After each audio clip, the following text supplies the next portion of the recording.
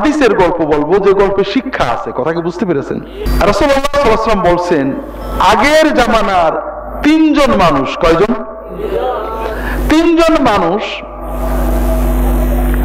এক দেশ থেকে আরেক দেশে সফর করে যাচ্ছে।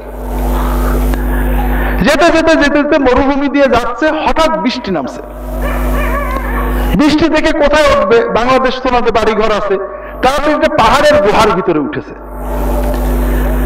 জোরে বৃষ্টি হতে হতে হঠাৎ উপর থেকে একটা বড় পাথর এসে গুহার মুখের উপরে পড়ে ধপাস করে এটে গেছে, মুটকির মতো। ওদের সুবিধা হলো না অসুবিধা হলো? ওরা তিনজনেই ভয়ে পাথরটা সরানোর চেষ্টা করছে, এক চুলও নড়ে না। ওরা তিনজন আতঙ্কিত হয়ে গেল যে আমাদের নিশ্চিত কবর, জীবন্ত কবর হয়ে গেল। একটু আগেই ওরা বাড়ির কথা, মায়ের কথা, ছেলেপেলের কথা কল্পনা করছিল, বাড়ি যাব কয়দিন পরে, এইটে সেইটে। এখন জানে যে আর জীবনে বেরোতে পারবে না, এখানেই দুকে দুকে মরতে হবে। এমন না যে মাটি কেটে যাবে, পাহাড়, পাথরের পাহাড়। এমন না যে আশেপাশে লোকজন আছে চিল্লাচিল্লি করবে, মরুভূমি, বিজন। কথা বলছেন? আতঙ্কে হাউতাস। হঠাৎ ওদের ভিতরে একজন বলল, দেখো আতঙ্ক করে লাভ নেই, আসো আমরা একটা কাজ করি। এই কাজে যদি আল্লাহ বাঁচাই, আল্লাহ কারামতে দিয়ে কুদরতি ভাবে যদি আমাদের না বাঁচায়, বাঁচার কোনো উপায় নেই, আছে নাকি? এখন আল্লাহর কুদরতি কারামতি সাহায্য পাওয়ার জন্য আমরা একটা কাজ করব। ওরা তিনজন একটা কাজ করলো।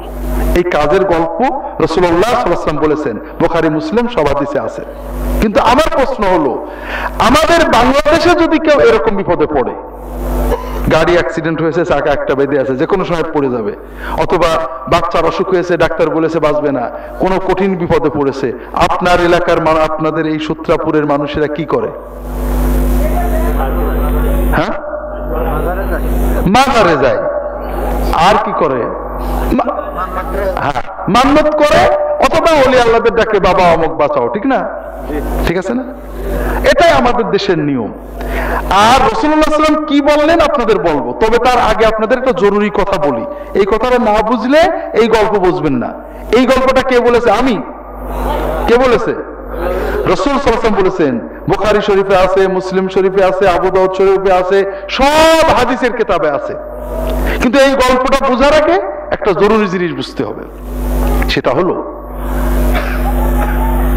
যে আমাদের দেশে সব কিছু ঠিক আছে, তিনটে জিনিস আমাদের ঠিক নেই। কয়টা জিনিস? একটা হলো লা ইলাহা ইল্লাল্লাহ ঠিক নেই, আর একটা হলো মুহাম্মদুর রাসূলুল্লাহ ঠিক নেই, আর একটা হলো মানুষের হক ঠিক নেই। কয়টা জিনিস ঠিক নেই? আর বাকি সব ঠিক আছে। মাদ্রাসা, মসজিদ, মক্তব, খানকা, ওরস, মাজার, দরগা, ইসালে সোয়াব, টুপি, দাড়ি সব ঠিক আছে। এমনকি অন্যান্য দেশের চেয়ে বেশি আছে। কিন্তু ঠিক নেই কি কি? 1 নম্বর, 2 নম্বর, 3 নম্বর মানুষের হক। এই তিনটে একটু বলে আমি গল্পটা খুব সংক্ষেপে ছেড়ে দেব। লা ইলাহা ইল্লাল্লাহ মানে কি? আরবের কাফের আবু জাহাল, আবু লাহাব, উতবা, সাইবা লা ইলাহা ইল্লাল্লাহ মানতো নাকি? লা ইলাহা ইল্লাল্লাহ মানতো? মানতো না। ওরা কি আল্লাহ এক মানতো? আল্লাহ এক মানতো, কিন্তু লা ইলাহা ইল্লাল্লাহ মানতো না। এই জায়গাটাই সব গলত। আল্লাহ কোরআন কারীমে বারবার বলেছেন যে আরবের কাফেররা আল্লাহ এক মানতো, লা রাব্বা ইল্লাল্লাহ মানতো, লা খালিকা ইল্লাল্লাহ মানতো, লা রাজিকা ইল্লাল্লাহ মানতো। আল্লাহ ছাড়া কোনো রব নেই, আল্লাহ ছাড়া কোনো সর্বশক্তিমান নেই মানতো। অনেক জায়গায় আছে, একটা দুটো জায়গা বলবো কারণ সময় নেই।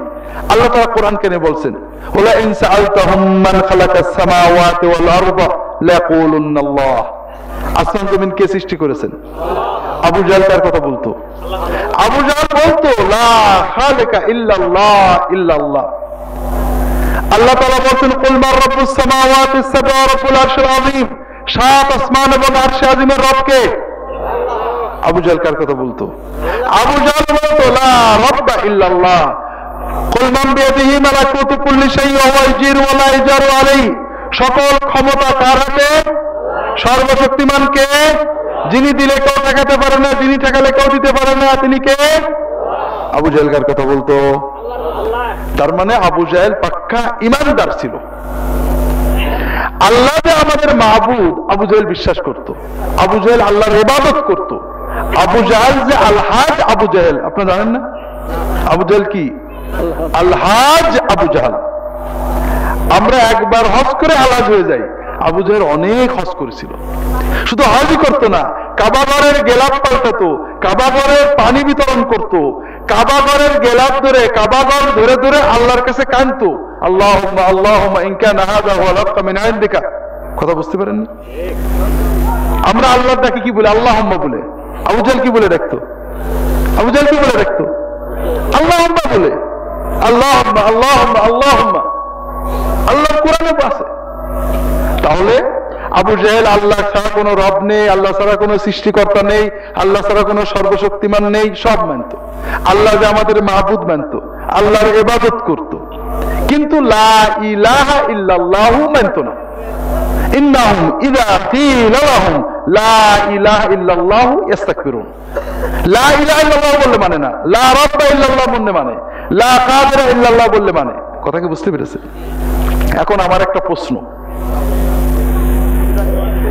সব মানল, লা রাব্বা ইল্লাল্লাহ, লা খালিকা ইল্লাল্লাহ, লা কাদিরা ইল্লাল্লাহ, আল্লাহ যে মাহবুদ তাও মানলো, আল্লাহর ইবাদতও করলো, কিন্তু লা ইলাহা ইল্লাল্লাহু মানলো না কেন? এই প্রশ্নের উত্তর কি আপনারা দেবেন না আমি দেব? আমি দেব। আচ্ছা, এই প্রশ্নের উত্তর জানা খুবই সহজ আমাদের জন্য, বাংলাদেশের মানুষদের জন্য।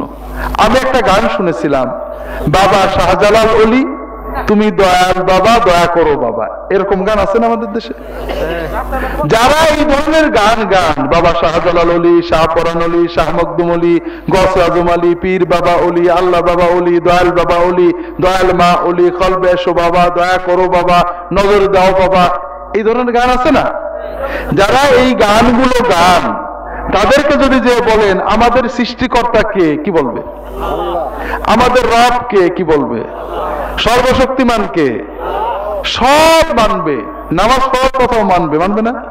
কিন্তু যদি আপনি বলেন যে এই যে তুমি বলছো বাবা শাহজালাল অলি দয়া করো বাবা, এটা চাওয়া যাবে না, চাওয়া শুধু আল্লাহর কাছে, মানবে নাকি? মানবে? আপনি যদি বলে বুঝান যে ভাই শাহজালাল অলি দয়ার, শাহ পরান অলি দয়ার, খাজা বাবা দয়ার, কিন্তু দয়া তো আল্লাহর বেশি, ঠিক না? আল্লাহ তো রহমান রহিম, কাজেই তুমি আল্লাহর কাছে দয়া চাও, ও কি মানবে?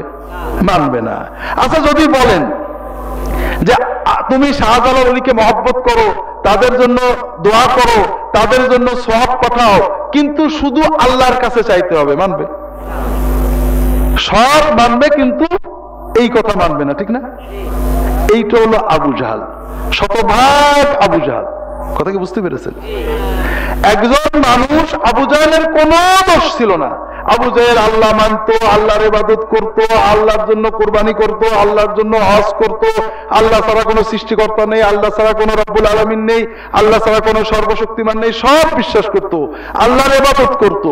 কিন্তু আবু জাহেলের একটা বিশ্বাস ছিল, সেটা হলো যে আল্লাহ সব, আল্লাহর ইবাদত করতে হবে।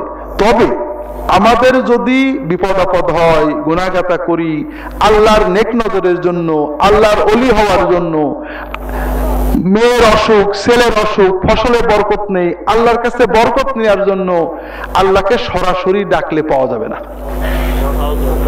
কারণ যুক্তি আছে, আবু জাহেলের যুক্তি কম ছিল না। একজন বাদশাহ, মনে করেন প্রধানমন্ত্রী, আপনি কি তার কাছে ডাইরেক্ট যেতে পারেন? যদি প্রধানমন্ত্রী একজন প্রিয় কারোর মাধ্যমে যান, তাহলে সুবিধা হবে না? আল্লাহ এরকম, আল্লাহর কাছে আমরা গুনাহগার গেলে তো হবে না। আল্লাহর যারা প্রিয় বান্দা, মাহবুব, তাদের মাধ্যমে তাদের ধরে যেতে হবে। আবু জাহেল কাদেরকে মাহবুব বলতো? জিব্রাইল, মিকাইল, আজরাইল, ইসরাফিল, নাম শুনেননি? আল্লাহর ফেরেশতা। আবু জাহেল তাদেরকে আল্লাহর মাহবুব বলে ইবাদত করত। ইব্রাহিম, ইসমাইল, মুসা, ঈসা, আল্লাহর পয়গম্বর, নাম শুনেননি? আল্লাহ সত্যই মাহবুব। আবু জাহেল এবং তার ধর্মের মানুষেরা এদের ইবাদত করত। ইয়াগুস, ইয়াহুক, সুআ, নাসর আল্লাহর ওলি ছিলেন। কোরআনে এদের নাম আছে, হাদিসে নাম আছে। আল্লাহ তাদের দোয়া কবুল করতেন। তারা মারা যাওয়ার পরে তাদের দেশের লোকেরা তাদের কবরে মাজারে যে দোয়া করা শুরু করলো, মূর্তি বানাতে লাগলো।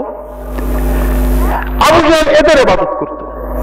আল্লাহর নবী, ওলি, ফেরেশতা ইব্রাহিম, ইসমাইল, মুসা, ঈসা, ইয়াগুস, ইয়াউক, সুআ, নাসর, জিবরাইল, মিকাইল, আজরাইল, ইসরাফিল, লাত, মানাত, উজ্জা, হবল। আবু জাহেল বলতো এদের মাজারে চলে যাও, মাজার না থাকলে একটা মূর্তি বানিয়ে নাও, মূর্তি না থাকলে একটা দরগা বানিয়ে নাও, সেখানে বসে বাবা ইব্রাহিম, বাবা ইসমাইল, বাবা জিবরাইল, বাবা মিকাইল তাদের নামে দুধ ঢেলে দাও, উট জবাই করে দাও, তাদের ডাকো। তারা যখন আমাদের ডাক শুনে, এখানে না থাকলেও রোহানি ভাবে তারা আমাদের ডাক শুনবেন, আমাদের ডাক শুনে তারা তাদের ভান্ডার থেকে দেবেন অথবা আল্লাহর কাছ থেকে চেয়ে এনে দেবেন। কথা কি বুঝতে পেরেছেন? আবু জাহেল এই যুক্তিতে সব মানত, আল্লাহ ইবাদত করত। রাসূলুল্লাহ সাল্লাল্লাহু আলাইহি ওয়াসাল্লাম কোন খারাপ কথা বলেননি। রাসূলুল্লাহ সাল্লাল্লাহু আলাইহি ওয়াসাল্লামকে বলছিলেন যে মদ খাওয়া যাবে না, বলছিলেন নাকি? মক্কায় যখন আসলেন মদ খাওয়ার বিরুদ্ধে বলছিলেন, পর্দা করতে বলছিলেন? কিছুই বলেননি। নামাজের কথা বলেননি, রোজার কথা বলেননি, মদ খেতে নিষেধ করে পর্দা করতে বলেননি, কিচ্ছু বলেননি। শুধু বলেছেন লা ইলাহা ইল্লাল্লাহ, ইয়াকা না'বুদু, ইবাদত হবে শুধু কার? চাওয়া হবে কার কাছে? আর রাসূলুল্লাহ সাল্লাল্লাহু আলাইহি ওয়াসাল্লাম বললেন ইয়াগুস, ইয়াউক, সুআ, নাসর, জিবরাইল, মিকাইল, আজরাইল, ইসরাফিল, মুসা, ঈসা, ইব্রাহিম, ইসমাইল সবাইকে ভক্তি করো, সবার জন্য দোয়া করো, সবাইকে ভালোবাসো, কিন্তু চাবে কার কাছে? আল্লাহর কাছে। ইবাদত কার? আবু জাহেল গেল রেগে। হ্যাঁ, আল্লাহর মাহবুব বান্দাদের মাধ্যমে তাদের ওসিলা আমরা এতকাল সব পেয়েছি, এরা তো বেয়াদব সাহাবী ওয়াহাবী, আমরা আল্লাহর ওলিদের মাহবুব করতে দেয় না, ওর ধর আর মার। কথাকে বুঝতে পেরেছেন হাজিরিন? আবু জাহেল যে কারণে ঈমান হারিয়েছিল, আবু জাহেল কিন্তু নবীর আওলাদ, আওলাদে রাসূল।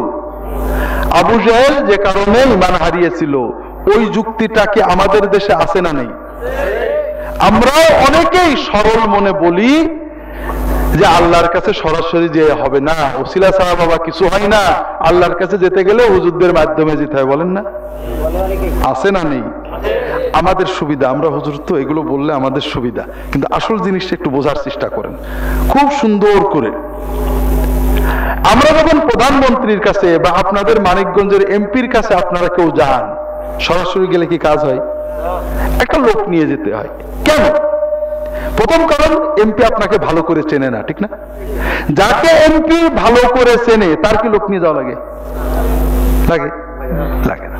তাহলে আমরা এমপির কাছে লোক নিয়ে যাই, ডিসির কাছে লোক নিয়ে যাই, প্রধানমন্ত্রীর কাছে লোকের সুপারিশ নিয়ে যাই, কারণ প্রধানমন্ত্রী, ডিসি, এমপি, মন্ত্রী আমাদের চেনে না, আমরা ভালো না মন্দ জানে না। যদি তার কোনো পরিচিত প্রিয় লোক আমাদের ব্যাপারে ভালো কথা বলে, তখন তার ভিতরে একটা ইতমিনান হয়, কনফিডেন্স আছে যে না লোকটা ভালো, তাকে হেল্প করতে হবে, ঠিক না? আল্লাহ তো এরকম, আল্লাহ তো এরকম। মানিকগঞ্জ সূত্রাপুরের মানুষের দৃষ্টিতে আল্লাহ কি এরকম? আল্লাহ তো আমাদের ব্যাপারে ভালো জানেন না। আমি মনে করেন আমার ছেলের অসুখ, মেয়ের অসুখ, স্বামী কথা শুনে না, বউ বেয়াদব ইত্যাদি, আমি আল্লাহকে আল্লাহ আমার খুব কষ্ট ছেড়ে দাও। আল্লাহ তো জানেন না যে আমি আল্লাহর বান্দা না অন্য কারোর বান্দা, জানেন না? এটা আমার দরকার না দরকার তাও তো আল্লাহ জানেন না। আল্লাহ যদিও জানেন, আল্লাহ লক্ষ লক্ষ লক্ষ লক্ষ কোটি কোটি কোটি কোটি বান্দা, আল্লাহ হয়তো নাউজুবিল্লাহ আস্তাগফিরুল্লাহ হয়তো বা একটু ঝাপসা জানেন, তাই না? কোন হুজুর যদি বলে দেয় আল্লাহ ওর একটু খেয়াল রেখো, তাহলে আল্লাহ তাড়াতাড়ি দেখবে নাকি? কোন বান্দা যদি মনে করে যে আমার আল্লাহ আমি ডাকলে হয়তো বুঝবে না, আমার হয়তো চেনবে না, আরেকজন বলে দিলে চেনবে, তার কি ইমানটা থাকলো?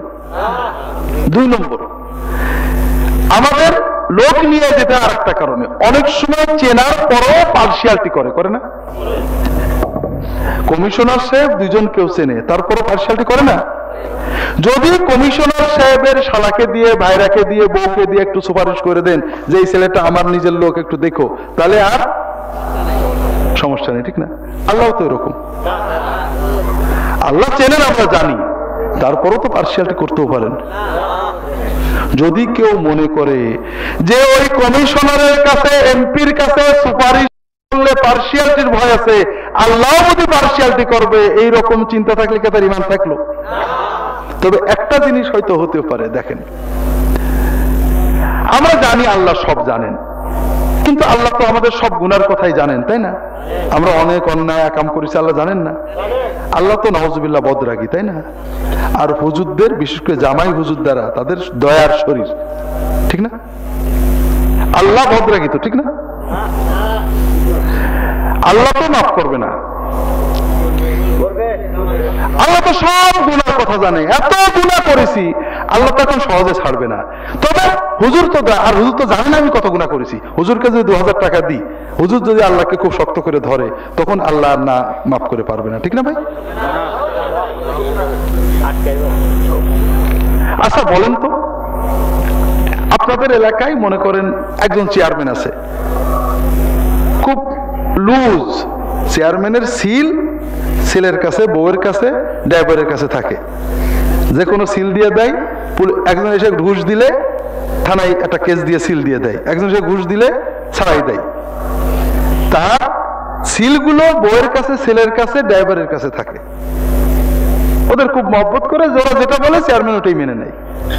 আরেকজন চেয়ারম্যান নিজে যাচাই বাছাই না করে করে না, যে যাই বলে নিজে একটু বিচার করে যাচাই করে। সিল কারোর হাতে দেয় না, সিগনেচার কারোর হাতে দেয় না। এই দুই চেয়ারম্যানের ভিতরে ভালো বলবেন কাকে? ঠিক না? ঠিক না? আল্লাহ তো বোধহয় লুজ,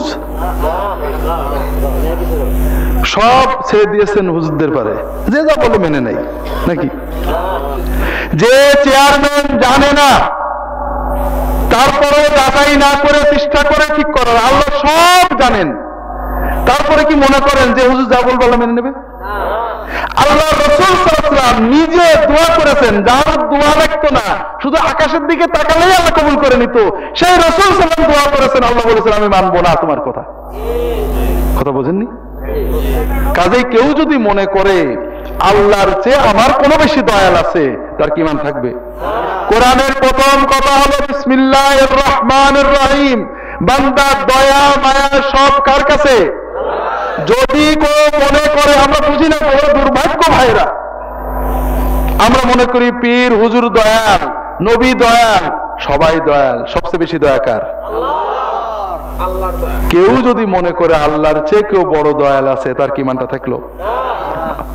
এইবার আমাদের যুক্তিতে আসি।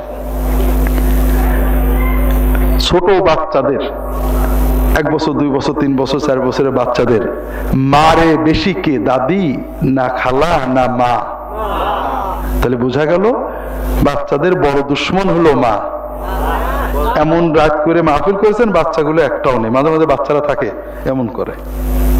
বাচ্চাদের বড় দুশ্মন কে? মা। খালার মতো দরদি নেই, খালা কোনোদিন মারে না। খালা কোনোদিন মারা দেখেছেন? মা হলো সবচেয়ে দুশ্মন, ঠিক না? 4-5 বছরের বাচ্চা, 7 বছরের বাচ্চা, খালা কয়বার মেরেছে, মা কয়বার মেরেছে? হ্যাঁ হ্যাঁ, তাহলে বোঝা গেল খালা বেশি আপন, বেশি দয়াল, মা হচ্ছে দুশ্মন, ঠিক না? আচ্ছা, কোন বাচ্চা, ছোট বাচ্চা চিন্তা করলো আমার মা এত হুকুম করে আমি মানতে পারি না, আচ্ছা খালা বেশি হুকুম করে না মা? সারাদিন খাইতে গেলে বলে এইটা খা, এইটা খাস না, আইসক্রিম খাস না, এত হুকুম কি আর কেউ করে নাকি? কারণ মায়ের স্বার্থ, ঠিক না? কার স্বার্থ? হ্যাঁ, মা যেহেতু সন্তানকে সবচেয়ে ভালোবাসে, এই জন্য মা সারাদিন এটা ওটা বলে। আচ্ছা বলেন তো, আমরা কি মা জীবনে মার সব কথা কি মানতে পারছি? কারণ মা তো অনেক বেশি বলে। এখন একটা ছেলে খুব বুদ্ধিমান, আমাদের মতো বুদ্ধিমান, সে প্ল্যান করলো যে আমার মা তো খুব বদরাগী, একটু উল্টো পাল্টা হলেই বকে, মারে, আর মার কথাও তো আমি সব শুনতে পারি না। এখন যদি কিছু মার কাছে চাই তো বকা খাওয়াই লাগবে। এখন তো আর মার কাছে কিছু চাবো না, যখন যা দরকার হয় খালার কাছে। খালা আমার খুব আদর করে, কোনোদিন জীবনে মারিনি। ও কি করে, ওর যখন যেটা দরকার হয় খালার কাছে যে বলে, খালা থাকলে দেয়, নইলে মার যে বলে যে আপা কি বোন এই দাও না, ছেলেটার কষ্ট হচ্ছে। ওর যা দরকার হয় ও ওসিলা খোঁজে, খালার ওসিলা দিয়ে মার কাছে চাই। কোন মায়ের যদি এইরকম সন্তান থাকে, মা কি খুশি হয় না বিরক্ত হয়? কারণ ওই ছেলেটা মাকে অপমান করছে, সবার কাছে প্রমাণ করছে ওর মাটা ভালো মা না। ঠিক না? ভালো মা মাতৃত্বের দাবি হলো যে মা যতই রাগ করুক, ছেলে যদি খিদে লাগে আর কোনো হুঁশ থাকে না, ঠিক না? যে মা ছেলের খিদে লেগেছে বোঝার পরও রাগ করে খাইতে দেয় না, খালা বলার পরে দেয়, ওটা কি ভালো মা নাকি? যে ছেলে সরাসরি মায়ের কাছে না চেয়ে খালার ওসিলা দিয়ে মার কাছে চায়, ওই ছেলে মায়ের মাতৃত্বকে অপমান করে।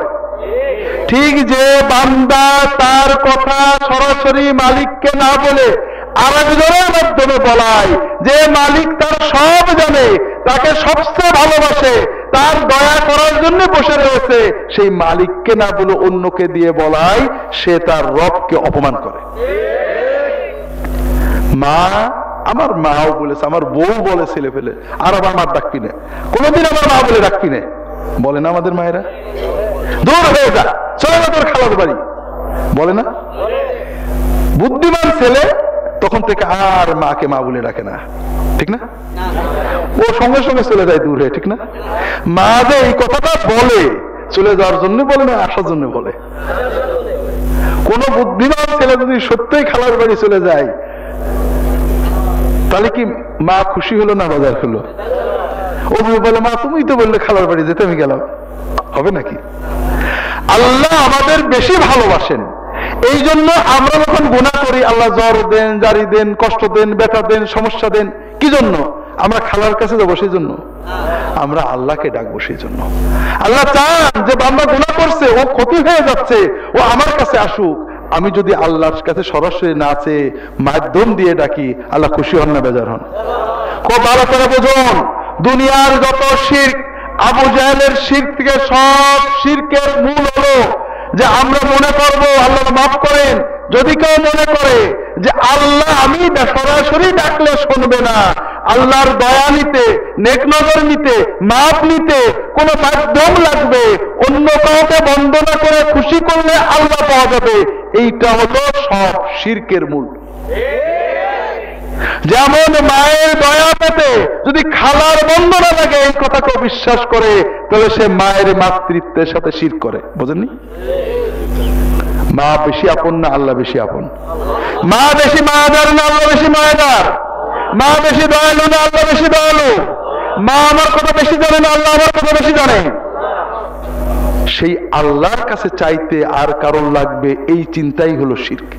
কথা বোঝেননি? লাগবে, শেখার জন্য লাগবে। আমি আল্লাহর পথে চলবো, হুজুরের কাছে যাব, হুজুর কি করে আল্লাহর ডাকতে হয় শিখিয়ে দেন। নবীর তরিকায় আল্লাহর ডাকতে হবে কি করে, শেখার জন্য হুজুর লাগে, ওসিলা লাগে, পীর লাগে, মওলানা লাগে। আল্লাহর দয়া নিতে কারোর মাধ্যম লাগে, এই চিন্তা করলে ওই ব্যক্তি আবু জেহেলের মতোই মুশরিক হয়ে যায়। কথা বোঝেননি? লা ইলাহা ইল্লাল্লাহু যদি শিখতে হয়, তাহলে ইউনুস আলাইহিস সালামের কাছে যেতে হবে। ইউনুস আলাইহিস সালামকে যখন মাছে গিলে ফেলছিল, কি বলছিল? লা ইলাহা ইল্লা আনতা সুবহানাকা ইন্নী কুনতু মিনাজ জালিমিন। বিপদে পড়ে লা ইলাহা মানে কি?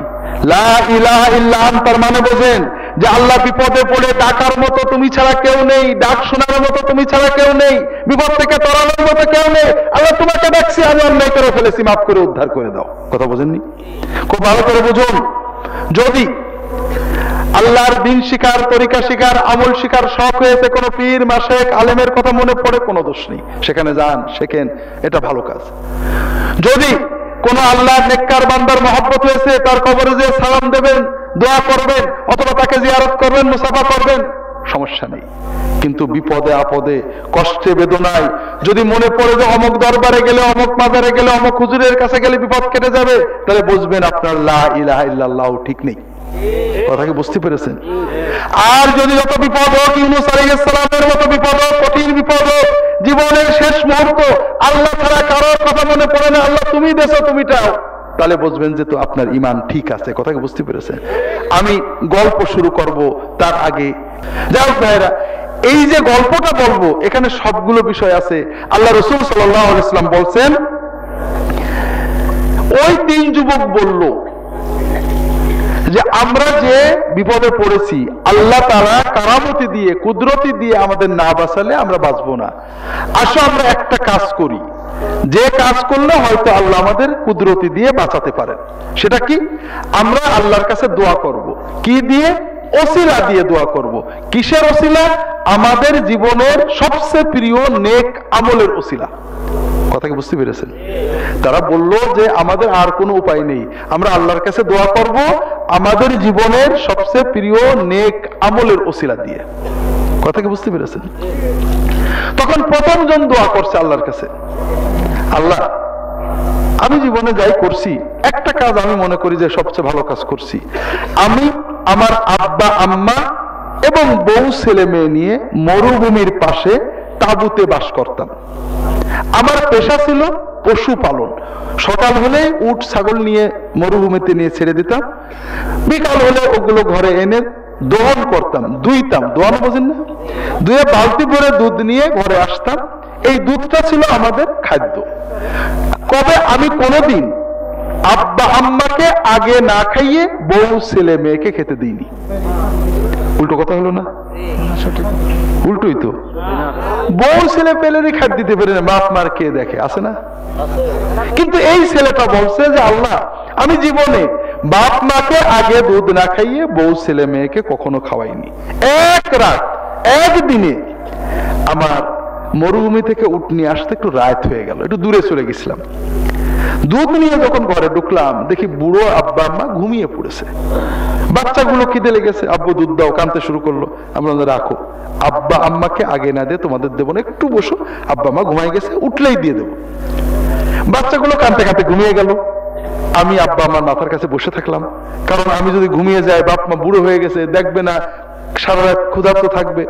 আমি বসেই থাকলাম। সকাল হলে আব্বা আম্মা উঠলো, উঠলে আমি আগে তাদের দুধ দিলাম, তারপরে বাচ্চাগুলোকে খাওয়ালাম।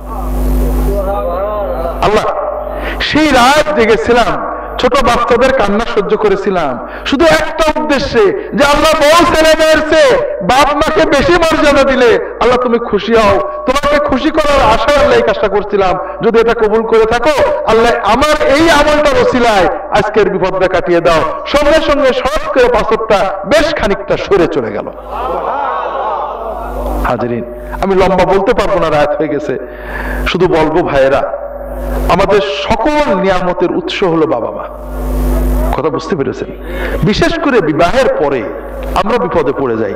একদিকে স্ত্রী সন্তানের দায়িত্ব, সেটাও হক, এদিক থেকে বাবা মা। স্বামীর দায়িত্ব স্ত্রীর হক নষ্ট না করা, স্ত্রীকে রাগ না করা, গাল না দেওয়া, পাশাপাশি পিতামাতার সাথে যেন ন্যূনতম বেয়াদবি না হয়। খুব ভালো করে বুঝুন, পিতামাতা বৃদ্ধ হলে অনেক কথা বলবে, খারাপ লাগবে, মনে হবে বাজে কথা, বলবে না? আমরা ছোটবেলায় বাপ মাকে কি খুব ভালো কথা বলতাম? বাবা 60 বছরের বাবা, 65 বছরের বাবা প্রায় 40 বছরের ছেলেকে বলছে, বাবা ওইটা কি? বাবা বাবা ওটা একটা কাক বসে রয়েছে। 10-15 মিনিট পরে বলছে, বাবা ওইটা কি? বাবা কেন বললাম শুনলে না? কাক। আবার 15 মিনিট বলে বলছে যে বাবা ওইটা কি? বাবা হ্যাঁ, চোখ মুখ পাকাই, বাবা তুমি পাগল হয়ে গেছো নাকি? মাথা খারাপ হয়ে গেল তোমার? আমি কয়বার বললাম না কাক? বাবা বলছে যে বাবা পাগল হইনি, পাগল হওয়ার অভিনয় করছি।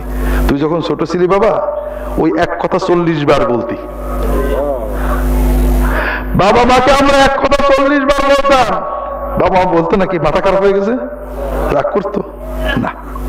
কিন্তু এখন যদি বাবা মা কিছু বলে আমরা রেগে যাই না। ভাই, বৃদ্ধ বাবা মা আল্লাহ কোরআনে বলেছেন, লম্বা বলতে পারছি না, যত বাজে কথা বলুক, আপনার যদি মনে হয় কথা পালন করার দরকার নেই, অযৌক্তিক চুপ করে থাকবেন। খবরদার বাপ মার সামনে বিরক্তি প্রকাশ করবেন না, সব নষ্ট হয়ে যাবে। বিশেষ করে মহিলাদের বলবো, জানি না মহিলারা শুনছেন কিনা, স্বামীর প্রতি দাবি সবার আছে, কিন্তু আল্লাহ রাসূল সাল্লাল্লাহু আলাইহি ওয়াসাল্লাম বলেন, মান আরাদা ইউনসা ফি আজালিহি ওয়া ইউবারাকা লাহু ফি রিজকিহি ফালিয়াসিল রাহিমাহু। যদি কেউ চায় তার আয়ু বৃদ্ধি পাক, রিজিকে বরকত হোক, তাহলে অবশ্যই বাবা মার খেদমত এবং রক্ত সম্পর্কের আত্মীয়দের সাথে সুসম্পর্ক রাখতে হবে।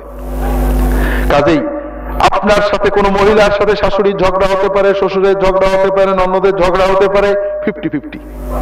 কিন্তু আপনার ঝগড়া যদি আপনার স্বামীর কাছে, আপনার স্বামীকে তার বাবা মার থেকে সরিয়ে নেন, তার বাবা মার সাথে বেয়াদবি করে, ভাই বোনের হক নষ্ট করে, আপনার স্বামীর আয়ু কমবে, আপনার বংশের বরকত নষ্ট হবে, আপনি ঠেকাতে পারবেন না। আমি অনেক ঘটনা বলতে পারতাম, আজকে বলতে পারছি না। তো ভাইরা, দ্বিতীয় বন্ধু গল্প করছে, আল্লাহর কাছে দোয়া করছে, আল্লাহ আমার বাড়িতে চাকর দিয়ে কাজ করাতাম, কৃষি কাজ করাতাম কামলা দিয়ে। একদিন এক কামলা সারাদিন কাজ করে বেতন নেওয়ার সময় আমার একটা কথায় রাগ করে বেতন না নিয়ে চলে গেল। আমি চিন্তা করলাম, গরিব মানুষ, আমার কথায় কষ্ট পেয়েছে, ওর বেতন না দিয়ে একটু বেশি দেব, ওর জন্য একটা ছাগলের বাচ্চা রেখে দিলাম বড় দেখে। ও যদি কাল এসে চায় ওর ছাগলটা দেব। গরিব মানুষকে বেশি দিলে আল্লাহ খুশি হন, মানুষের সেবা করলে আল্লাহ খুশি হন। ও আর আসলো না। একদিন, 2 দিন, 1 বছর, 2 বছর চলে গেল, আসলো না। ওই ছাগলটার বাচ্চা হয়ে একটা বড় ছাগলের পাল হয়ে গেল। অনেকদিন পরে লোকটা আসছে, আল্লাহর বান্দা, আপনার কাছে আমি কয়টা টাকা পাইতাম, বিপদে না পড়লে আপনার মতো লোকের কাছে কোনোদিনই আসতাম না, বিপদে পড়ছি, যদি আপনি বেতনটা দেন খুব উপকার হয়। তা আমি লোকটাকে চিনলাম, চিনে বললাম যে হ্যাঁ ভাই, আপনার চিনিছি, ওই যে ছাগলের পালটা দেখছেন ওইটা আপনার বেতন। ও তো এমনি বদমেজাজি লোক, একবার রাগ করে গেছে, খুব খেপছে, বেতন দেবেন না? বলেন দেবো না। আরে ভাই, বিপদে না বললে আসতাম না, আমার সাথে মস্করা করছেন। আমি পাবো কত? 50 টাকা, আরো তো 20,000 টাকার ছাগল। বুঝলেন না ভাই, তুমি চলে গেলে রাগ করে, তোমাকে খুশি করার জন্য, তোমাকে সেবা করার জন্য আমি একটা ছাগল রাখছিলাম, সেই ছাগলের বাচ্চা এইসব হয়েছে। ওই লোকটা তখন সবগুলো ছাগল নিয়ে চলে গেল, আমাকে তো থ্যাংক ইউ বললো না। আল্লাহ, আমি ইচ্ছা করলে বলতে পারতাম তোমার ছাগল পালছি আমি, অর্ধেক দিয়ে যাও। আল্লাহ, আমি বলিনি, কারণ আমি তো ছাগলের জন্য পালিনি। তোমার গরিব অসহায় মানুষকে সাহায্য করলে, মানুষের সেবা করলে, একজন মানুষের, আমি রাগ করে চলে গেছিল বেতন না নিয়ে, তাকে বেশি দিলে তুমি খুশি হবে। তোমাকে খুশি করার জন্য কয়েক বছর ধরে ওর ছাগলগুলোকে আমি পারছিলাম। আল্লাহ, তুমি যদি আমার এই ইবাদতটা কবুল করে থাকো, আল্লাহ তাআলা বিপদটা কাটিয়ে দাও। সঙ্গে সঙ্গে পাথরটা আরেকটু সরে চলে গেল। হাজারিন, লম্বা বলতে পারবো না, মানুষের উপকার করার চেয়ে বড় ইবাদত নেই। অবশ্যই ফরজ ওয়াজিব পালন করতে হবে, পাশাপাশি মানুষের কল্যাণ করবেন, কারোর ক্ষতি করবেন না। জীবনে যদি কোনো বিপদে পড়েন, আল্লাহর কাছে এগুলোর ওসিলা দিয়ে দোয়া চাবেন, ইনশাআল্লাহ আল্লাহ বিপদ কাটিয়ে দেবে।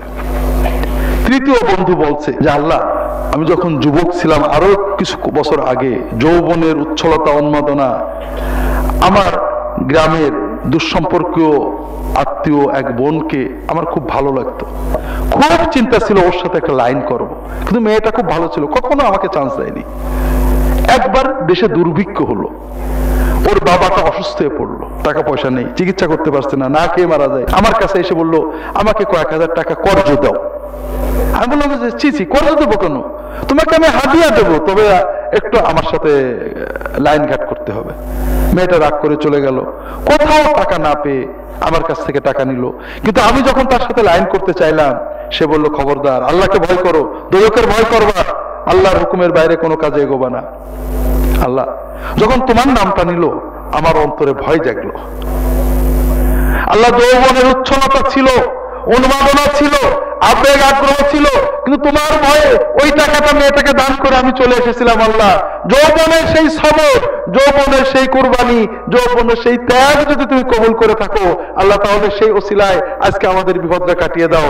সঙ্গে সঙ্গে পাথরটা একদম সরে চলে গেল। তো ভাইয়েরা, আমি লম্বা বলতে পারবো না, বাবা মার খেদমত করুন, মানুষের উপকার করুন।